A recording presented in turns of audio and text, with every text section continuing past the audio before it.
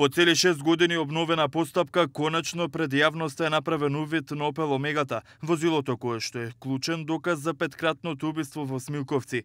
Судиот кривичниот суд, обвинители на СЈ и адвокати, утринава Опелот го наблюдува од депото на Агенцијата за управување на одземен имот во Миладиновци. Кримтехничар од МВР ја отвори вратата од возилото, за да се констатира што има во него. Откако заврши увидот, адвокатката на оштетените семејства Дафина Ивановска изјави дека се расчистени спорни прашања и дилеми. Опел, вишна боја, темно-црвена боја, регистарски таблички се видоа дека се тие СК 499 МТ, шасијата бројот исто се виде, се спореди, се утврди дека онаа што е во записникот, што е во пресудата, исто е на лице место на самата шасија на моторот. Спорното прашање што се однесуваше во врска со калниците, се гледа дека има калници.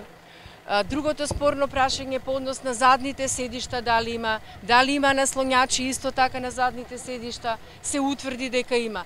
Вештачењето на Опел Омегата и неговата состојба не се исти, вели адвокатот Насер Рауфи, аргументирајќи ги претходните фотографии. За неразјаснетите прашања очекува нови сведочења од вештаците во судот, за да дадат јасни одговори. За Рауфи контрадикторно е и што одреден период немало трак од Опелот. Неспорно дека тоа возило од кое и сликите се прикажени во тоа време, меѓутоа вештачењата кои се утврдени наводно на ова возило не се сопаѓа со изгледот сегашен на возилото. Ке спомнам еден детаљ, например, десниот фар се гледа многу јасно увидот на лице место дека не се совпаѓа со фотографијата која е претходно.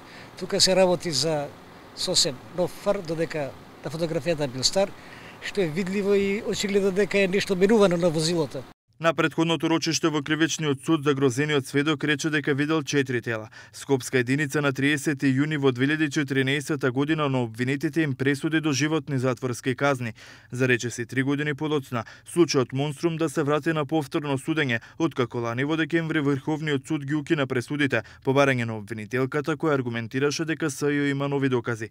На 12 април во 2012 година на еден од најголемите христијански празници Велики четврток беа убиени 4 млади момчиња и еден рибар.